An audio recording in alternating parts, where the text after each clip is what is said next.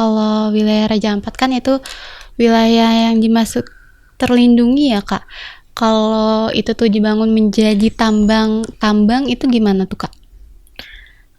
Sebenarnya ya ini 50-50 sih ya. Mungkin karena banyak hal yang bisa dijadikan salah satu alasan ya, seperti alasan yang aku dengar itu katanya emang nikel yang terbesar di situ tersebut gitu loh, dan memang sudah dilegalkan gitu loh. Jadi diperbolehkan, makanya kayak ya 50-50 untuk masyarakat adat tersebut, karena kan kita masyarakat yang jauh daerah sana ya, kita nggak tahu pasti di sebenarnya tuh gimana gitu loh. Karena yang tahu pasti kan masyarakat yang emang tinggal di daerah tersebut gitu.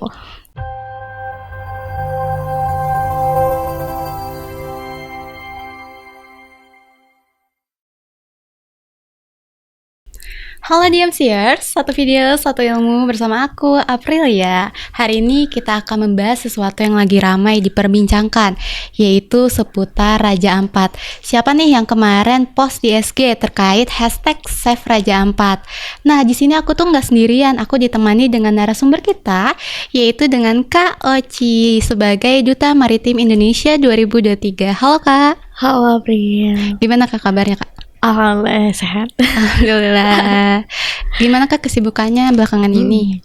Kalau kesibukan ya sewajarnya mahasiswa ya, pasti tugas, dan aku kan backgroundnya teknik kimia, jadi ya masih ada laprak walaupun sebenarnya tinggal revisi aja gitu. Oke. Habis ini hari ini udah ngapain aja sih Kak? Hari ini abis MK aja sih sama ngerjain tugas gitu. Boleh diceritain gak sih Kak? Kan Kakak sebagai Duta Maritim ya Kak, mungkin ada pengalaman-pengalaman yang bisa dibagikan gitu. So far kalau pengalaman tentang Duta Maritim tuh banyak banget ya, apalagi ketika kita ada karantina gitu di Jakarta, itu kita belajar banyak banget tentang kemaritiman di Indonesia. Terus juga karena ini tuh ada sangkut pautnya dengan TNI AL, dan kita juga belajar bersama TNI AL. Terus kita mengunjungi museum Bahari yang ada di Jakarta. Pokoknya banyak banget pengalaman. Jadi gak cuman jadi narasumber aja, tapi banyak juga kegiatan-kegiatan yang udah kita lakuin. Oke. Gitu. Nah kakak udah dengar gak sih Kak berita yang kemarin itu? Udah denger dong. Gimana menurut tanggapan Kakak nih? Sebenarnya ya itu sangat bisa dibilang menjadi perhatian lebih, khususnya kita sebagai generasi muda ya, karena kita tahu kalau Raja Ampat tuh salah satu tempat wisata favorit yang betul. memang mahal. Iya betul. Dan aku sendiri pun pengen ke sana. Kayak lebih murah ke luar negeri daripada kita ke Raja Ampat ya. Betul banget. Betul. Nah Kak, kan Raja Ampat ini tuh sering dikenal sebagai surga dunia buat turis asing nih. Tapi Kakak pernah merasa nggak sih Kak kalau justru terlalu sering diekspos ini akan menjadi rawan rusak di tempat tersebut, di Raja Ampat? Setuju banget sih, karena kita tahu ya teman-teman, biasa banyak banget konten kreator yang konten-konten yang mungkin suka traveling dengan menyebutkan surga dunia sebagai promosi. Justru kan kalau misalkan tanpa ada pengaturan yang ketat, itu bisa memicu adanya overtourism atau ya terlalu banyak pengunjung yang datang, yang mungkin bisa mengakibatkan sedikit kerusakan yang ada di daerah tersebut gitu loh. Contohnya kalau misalkan ada kapal yang memang besar banget, terus jangkarnya kan bisa merusak terumbu karang gitu kan. Kemudian sampah plastik yang pastinya meningkat nih, karena itu kan daerah wisata, dan kita di kehidupan manusia ini gak jauh-jauh dari plastik, betul gak sih? Iya, sampah plastik juga kan pasti bakal termakan ya Kak sama satwa-satwa di sana ya. Betul. Itu juga jadi menimbulkan kerusakan ya Kak. Nah menurut Kakak nih program konservasi tuh kadang tuh diasumsikan menyisihkan masyarakat adat atau nelayan lokal di sana Kak. Menurut Kakak tuh setuju atau enggak sih Kak? Kalau dari perspektif aku sendiri bisa dibilang tidak setuju, karena program konservasi itu gak mengabaikan hak masyarakat adat. Justru kayak nelayan tradisional tuh yang sudah lama jadi guardian siang laut dengan kearifan lokal di daerah tersebut. Itu kan malah jadi muncul ketika masalahnya muncul ketika ada kebijakan top down, atau misalkan larangan semua aktivitas di no take zone itu kan. Itu betul. Yang dibuat tanpa melibatkan mereka. Ya contohnya ada, aku tuh pernah baca kalau nggak salah Kampung Arborek yang itu dikelola sama masyarakatnya sendiri di daerah sana. Nah Kak, kan program konservasi itu kadang tuh diasumsikan menyisihkan masyarakat adat atau nelayan lokal ya Kak. Menurut Kakak tuh Kakak setuju nggak sih Kak? Aku tadi udah setuju kalau misalkan program konservasi itu dibilang mengabaikan hak masyarakat adat. Justru nelayan tradisional itu kan yang udah lama jadi guardians laut dengan kearifan lokal daerah tersebut. Itu kan masalah muncul sebenarnya ketika kebijakan top down ya. Contohnya kayak larangan semua aktivitas di no-take zone yang dibuat tanpa melibatkan masyarakat adat gitu atau mereka gitu. Oke, jadi kalau kayak gitu mah tidak ya Kak? Enggak, Oke. aku sih enggak. Oke. Nah, Kakak kalau misalnya kita bicara tentang ekosistem nih, Kak. Siapa sih sebenarnya yang paling merusak ekosistem tersebut? Sebenarnya nggak ada yang bisa dibilang paling merusak, tapi mungkin sama-sama mungkin bisa menjadi terlibat yang merusak. Contohnya kalau dari masyarakat lokal itu bisa merusak kalau terdesak, kayak misalkan ada bom ikan, kan biasanya nelayan ngelakuin bom ikan kalau misalkan dia betul. kepepet banget nih. Iya, jadi nggak pakai jaring ya, pakainya bom gitu. Itu kan bisa merusak. Iya. Kalau dari pihak luar ya mungkin kita tahu ya Indonesia ini sebenarnya banyak sumber daya mineralnya gitu Iya, kan. betul banget. Banyak pertambangan juga gitu loh yang mungkin banget, jadi reklamasi pantai atau mungkin illegal fishing ya, illegal fishing itu yang sebenarnya itu bisa merusak juga gitu kan. Oke. Kalau terkait investasi di dunia tambang gimana nih Kak? Apakah itu merusak juga? Sebenarnya 50-50 ya, ini tergantung bagaimana perspektif orang-orang. Mungkin ada positif dan ada negatifnya gitu loh. Jadi kita nggak bisa asal bilang itu rusak atau enggak gitu loh. Jadi tergantung situasinya juga ya. Betul. Selama tidak merusak ekosistem tidak apa-apa ya. Betul. Oke. Nah, Kakak kalau Raja Ampat ini kan sering dijadikan proyek showcase pemerintahan. Tapi apakah langkah-langkah itu tuh benar dan bertampak nyata di lapangan? Mungkin ya showcase terkadang itu menjadi suatu proyek ya bisa dibilang itu untuk menarik perhatian ya, tapi kadang memang bisa jadi minim hasil. Misalkan ketika ada pembangunan infrastruktur tapi tidak melibatkan bagaimana pelatihan pengelolaan sampah. Nah itu kan jadi masalah besar ya. Iya, kan? betul. Tuh. Jadi masalah baru ya kayak dimana nanti malah sampahnya menggunung gitu, tidak diolah lagi gitu ya Kak. Iya betul banget sih Kak, aku juga setuju. Nah balik lagi tadi terkait investor, kan tadi udah kesinggung sedikit nih Kak. Banyak tuh investor masuk bawa label ekowisata, tapi kadang ujungnya justru tuh malah eksploitasi. Pernah nggak sih Kakak tuh temui praktik semacam ini? Mungkin Kakak pernah baca atau apa gitu? Iya sebenarnya nggak cuma di daerah Raja Ampat, tapi di berbagai daerah wisata yang ada di Indonesia yang dengan ekowisata itu sebutannya banyak sekali sebenarnya resort mewah yang mungkin secara tidak sadar mereka itu ya dapat merusak ekosistem dengan menggunakan AC 24 jam tidak dimatikan. Itu kan sebenarnya bahaya juga kan bagi lingkungan. Iya betul. Tuh karena adanya kenaikan panas. Dan mungkin bisa kalau misalkan ada buang limbah yang memang itu langsung ke laut. Oh iya betul. Mungkin kayak tempat pembuangannya menumpuk, jadinya kayak oke, di laut aja gitu. Iya, jadi nggak disaring dulu gitu ya Kak. Iya betul. Ada lagi nggak sih Kak? Kayak contoh-contohnya gitu. Terakhir mungkin kayak greenwashing ya, karena itu terjadi karena lemahnya audit lingkungan dan juga ketergantungan daerah pada investor itu kan. Karena kita tahu sebenarnya investor tuh juga salah satu penyumbang terbesar di daerah masing-masing gitu kan. Iya betul. Nah Kak, kalau boleh jujur, apa kebijakan paling nggak masuk akal yang pernah Kakak dengar atau diterapkan di Raja Ampat nggak? Mungkin untuk nelayan lokal sih ya, kayak mungkin larangan total untuk nelayan tradisional ada di daerah tersebut. Sementara kapal pesiar banyak yang boleh masuk gitu kan. Betul. Atau misalkan aturan homestay yang mungkin sedikit rumit kayak harus punya septic tank gitu, tapi nggak dibantu sama modal gitu loh ya, gitu kan. Akhirnya kan ya yang bisa mempertahankan itu hanya pengusaha-pengusaha besar gitu loh sebagai penyumbangnya. Oke. Nah tapi menurut Kakak kalau wilayah Raja Ampat kan itu wilayah yang dimasuk terlindungi ya Kak. Kalau itu tuh dibangun menjadi tambang itu gimana tuh Kak? Sebenarnya ya ini 50-50 sih ya. Mungkin karena banyak hal yang bisa dijadikan salah satu alasan ya, seperti alasan yang aku dengar itu katanya emang nikel yang terbesar di daerah tersebut gitu loh, dan memang sudah dilegalkan gitu loh. Jadi diperbolehkan, makanya kayak ya 50-50 untuk masyarakat adat tersebut, karena kan kita masyarakat yang jauh daerah sana ya, kita nggak tahu pasti di sebenarnya tuh gimana gitu loh. Karena yang tahu pasti kan masyarakat yang emang tinggal di daerah tersebut gitu. Jadi kejadiannya juga kita nggak tahu pasti ya. Terus juga mungkin bisa dimanfaatkan lebih ke kekayaan alamnya kali ya Kak. Jadi dibuka wisata gitu. Iya betul banget. Kalau menurut Kakak pembukaan wisata tuh bisa nggak sih Kak dilakukan di Raja Ampat gitu? Sebenarnya pembukaan wisata tuh ya kita tahu Raja Ampat tuh salah satu surga dunia ya. Iya betul. Salah satu aset mahal yang dimiliki Indonesia, karena memang kalau kita lihat dari foto aja tempat itu tuh unik banget ya kan. Selain lautnya yang benar-benar biru jernih, terus juga ada beberapa lokasi yang itu menarik mata. Jadi kayak seakan-akan kita tuh kayak wah, ternyata gini rasanya tinggal di daerah yang sejuk gitu kan. Karena kita tahu ya, sekarang kita tinggal di perkotaan.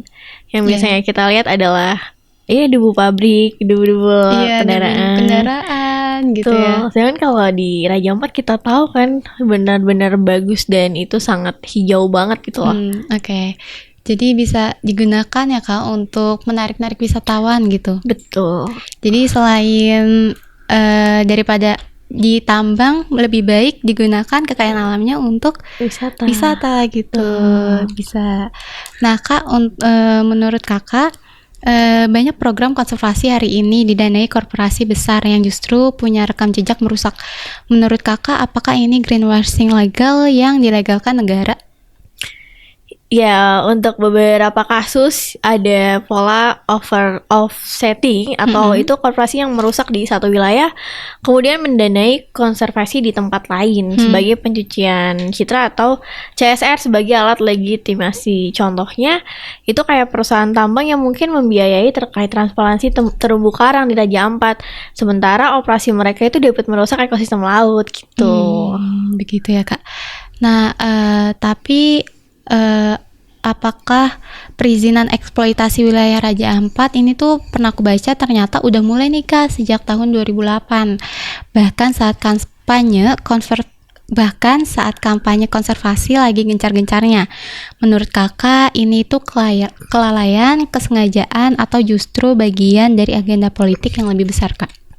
Sebenarnya itu tuh termasuk kesenjangan struktural sih ya, karena kan Raja Ampat itu kan dipromosikan sebagai paru-paru dunia, dikenal sebagai surga dunia, tapi itu sebenarnya faktanya di belakang layar mungkin ya.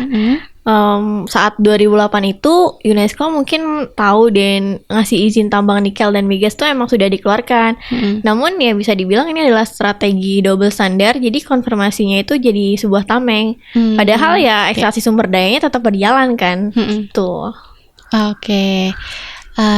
Kak, terkait ini juga kan waktu itu aku pernah baca ya Kak, kalau di Raja Ampat itu tuh mulai perizinan tambang tuh bahkan mulai dari 1999 dan waktu itu tuh diberhentikan dan dimulai lagi tuh tahun 2017. Nah menurut Kakak apakah ini tuh merupakan suatu pertanda bahwa Raja Ampat itu tuh akan menjadi daerah tambang gitu Kak? Sebenarnya suatu hal tersebut kita nggak bisa nebak secara langsung ya, kita nggak bisa menduga-duga karena banyak faktor mungkin hingga dilakukannya tersebut, tapi ya mungkin bisa jadi juga gitu, itu adalah sebuah tanda yang sebenarnya kita nggak sadar gitu. Nah Kak, ini kan ada kaitannya dari nomor pertanyaan yang tadi udah aku jelaskan. Aku tuh pernah baca Kak di Kepres 2004 itu ternyata memberikan dispensasi penambangan di hutan lindung tanpa peninjauan ulang selama bertahun-tahun. Dan justru di tahun 2018 di PT Gag Nikel menerima izin operasional. Menurut Kakak seberapa jauh regulasi lingkungan di Indonesia mencerminkan komitmen nyata dan justru hanya sekedar alat legitimasi bagi kepentingan tertentu? Sebenarnya ya regulasi di Indonesia itu emang biasanya hanya jadi alat legitimasi ya, bukan pelindungan gitu loh. Contohnya seperti Kepres tahun 2004 tentang penambangan di hutan lindung. Ini kan sebuah legal loophole yang sengaja dibuat untuk mengakomodasi tambang terutama nikel, emas, dan batu bara. Selain itu juga ada revisi UU Minerba pada tahun 2020 itu yang terkait memperpanjang izin tambang tanpa verifikasi ulang AMDAL gitu loh. Nah, sebenarnya akar masalahnya itu ya regulasinya yang mungkin sengaja dibuat ambigu atau bisa dibilang bisa ditafsirkan untuk kepentingan korporasi gitu loh, kepentingan perusahaan. Kemudian ya bisa juga mungkin dari masyarakat adatnya yang tidak dianggap sebagai subjek hukum gitu loh. Contohnya kayak di keputusan MK nomor 35 tahun 2012 itu tentang hutan adat yang tidak diimplementasikan secara maksimal. Oke. Nah, Kak, yang masih terkait ini, Kak, PT ini. Nah, selain PT ini juga ada 4 PT lain, di mana yang PT lain itu tuh sekarang sudah dicabut perizinannya. Nah, di saat itu tuh sebenarnya tuh masyarakat di sana sudah mulai menentang dari tambang ini, tapi belum didengar dan baru didengar kemarin pas lagi gencar-gencarnya Save Raja Ampat itu baru mencuat tuh beritanya karena ada video yang beredar di sosial media. Nah, menurut kakak dengan kondisi kayak gini tuh masih masuk akal nggak sih, Kak, buat ngomongin partisipasi pemuda dalam pelestarian, atau kita cuma dijadikan simbol progresif padahal realitanya kita tuh sebenarnya sedang dikebiri? Sebenarnya yang pemuda itu bisa dibilang salah satu peran penting karena suara anak muda itu Iya, betul. biasanya lebih didengarkan gitu loh. Iya, Karena kita tahu anak muda itu kan udah Gen Z ya, maksudnya udah zamannya digital. Jadi setiap gebrakan yang dibuat itu pastinya akan langsung dinotis gitu kan. Seperti Save Raja Ampat tersebut gitu. Oh, mungkin karena butuh suara pemuda kali ya, makanya kemarin tuh ramai banget di sosial media di SG hashtag Save Raja Ampat pada posting untuk menyelamatkan Raja Ampat ini. Nah, Kak, menurut kakak selain peran anak muda, ada nggak sih, Kak, peran seperti peran dari masyarakat sekitar atau peran-peran pengusaha yang ada di sana untuk terus melestarikan kekayaan yang ada di Raja Ampat ini? Tentunya ada dong, karena kita juga pastinya harus bisa mengambil andil ya. Gak cuma diimplementasikan di Raja Ampat, tapi di kehidupan sehari-hari juga gitu loh. Karena kita kan mutualisme ya. Ya setidaknya sebagai manusia juga kita berdampak baik untuk lingkungan sekitar kita gitu loh. Jangan cuman kita menggunakan sumber daya yang ada di lingkungan aja tanpa melakukan hal yang mungkin bisa berdampak lebih untuk lingkungan gitu. Oke.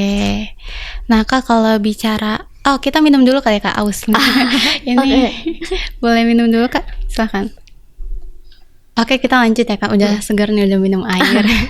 Kebetulan air ini kita dari ini, Kak, disediakan dari kafe kita. Jadi di fakultas kita tuh ada kafe namanya Fevco gitu. Keren sih, maksudnya ya sesuai fakultas ekonomi dan bisnis ya. Jadi ada implementasi bisnisnya gitu loh di dalam fakultasnya. Iya, betul. Nah, Kak, kita lebih ke masuk ke pendapat kakak kali ya. Menurut kakak ini tuh idealis atau realistis, Kak?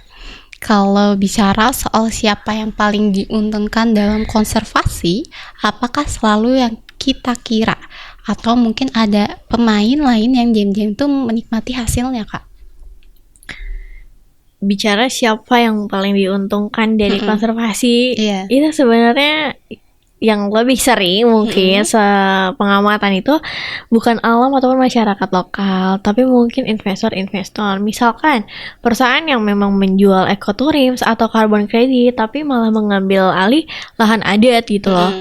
Seperti resort mewah yang ada di Raja Ampat yang mengklaim ramah lingkungan tapi malah menggusur nelayan. Sama yang sebelumnya kita bicarakan tadi. Iya, benar. Nah, menurut kakak tadi berarti yang diuntungkan tuh tidak masyarakatnya ya, Kak? Iya, betul. Menurut kakak terkait yang tadi ada nggak sih yang sebenarnya bisa diambil juga keuntungan dari masyarakatnya sendiri gitu? Sebenarnya kalau keuntungan dari masyarakat ya itu malah jadi suatu masalah nggak sih? Karena kita tahu ya sebenarnya haknya masyarakat kadang diambil ya, seperti yang hashtag Save Raja Ampat itu kan. Itu kenapa bisa ada hashtag itu, karena hak masyarakat ada tersebut diambil gitu loh. Oke. Nah, kalau Kalau konservasi itu soal keadilan ekologis, bagaimana dengan keadilan sosial bagi masyarakat sekitar yang ikut terkena dampak, Kak? Terkait keadilan ekologis dan keadilan sosial, sebenarnya ini tuh masalah utamanya konservasi yang mungkin sering mengorbankan masyarakat miskin dengan dalih menyelamatkan alam gitu loh. Contohnya larangan berburu atau larangan untuk bertanam bagi masyarakat adat, sementara perusahaan diperbolehkan atau mendapatkan izin tambang di zona tersebut gitu loh. Kemudian nelayan tradisional yang dituduh merusak, padahal kerusakan terbesar sebenarnya dari illegal fishing kapal asing yang kita tahu ya, karena kan Indonesia tuh negara maritim, jadi banyak banget kapal-kapal asing yang memang mengincar sumber daya laut yang ada di Indonesia. Kemudian sebenarnya ada sih solusi untuk mengatasi hal tersebut. Seperti kayak hak kelola yang mungkin harus diserahkan kepada masyarakat. Ada contohnya suku-suku yang ada di Raja Ampat yang memang juga selama ini menjaga Raja Ampat hingga akhirnya bisa menjadi surga dunia tersebut gitu. Ya. Betul banget sih, Kak. Nah, ada nggak sih, Kak, kegiatan atau proyek paling berkesan selama Kakak terjun di dunia lingkungan ini? Kakak kan sebagai Duta Maritim Indonesia ya? Iya, betul. Sebenarnya kalau proyek lingkungan banyak banget ya. Karena itu kadang Gen Z itu bisa mengikuti kalau udah dari tren gitu loh. Karena aku juga suka buat konten, kadang aku ngonten juga nih terkait hal-hal yang berkaitan dengan lingkungan. Bahkan kan teman aku, kalau kalian tahu Ais Nina, itu anak muda yang baru sekarang lulus SMA, itu dia udah go internasional banget terkait menyuarakan sampah gitu loh. Sampah-sampah yang malah diekspor di Indonesia gitu loh. Sampah-sampah kiriman dari luar negeri yang ada di Indonesia.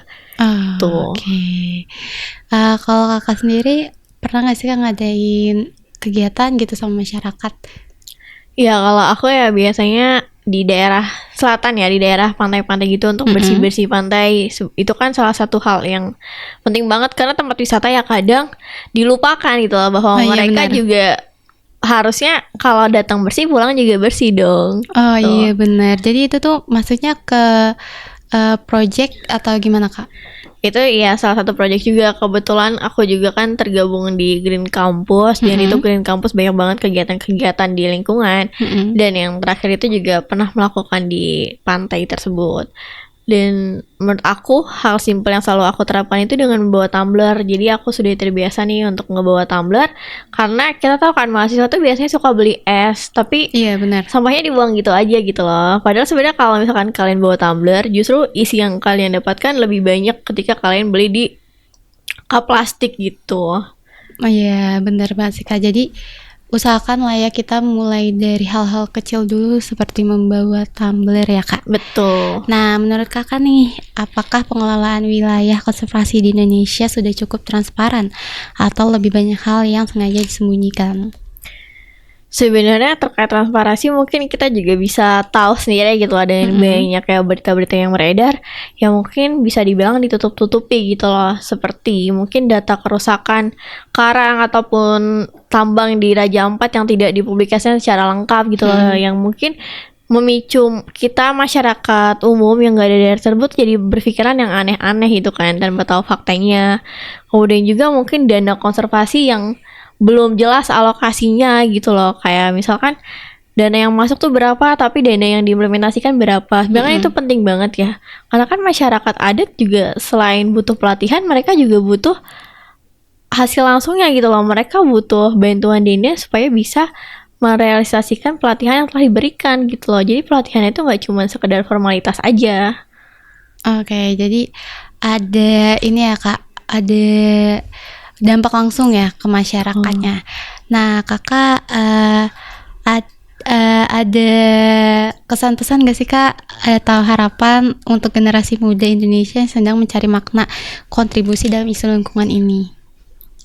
Untuk harapan aku sebenarnya sesimpel, ya ini agak sensitif ya untuk kalian yang mungkin perokok aktif gitu kan, ya sebisa mungkin tidak membuang puntung rokoknya sembarangan, karena itu sangat merusak lingkungan banget. Apalagi kalau misalkan puntung rokoknya itu masih ada sedikit nyala-nyalanya, itu kan itu berbahaya banget tuh zat-zat aditif yang ada di dalam rokoknya. Kemudian juga untuk teman-teman nih, nggak cuma mahasiswa tapi mungkin yang masih sekolah atau mungkin bapak ibu yang kantoran atau mungkin ya siapapun masyarakat yang mungkin terbiasa untuk jajan-jajanan minuman yang kemasan itu lebih baik menggunakan botol sendiri, menggunakan tumbler sendiri supaya mengurangi sampah plastik yang ada. Karena kita kan tahu kalau misalkan Indonesia ini sedang mengalami krisis iklim dan krisis iklim itu sebenarnya berawal dari penumpukan gas metana yang disebabkan oleh penumpukan sampah. Jadi sebisa mungkin dengan kita mengurangi penggunaan sampah plastik dengan membawa tumbler ataupun menggunakan kotak bekal,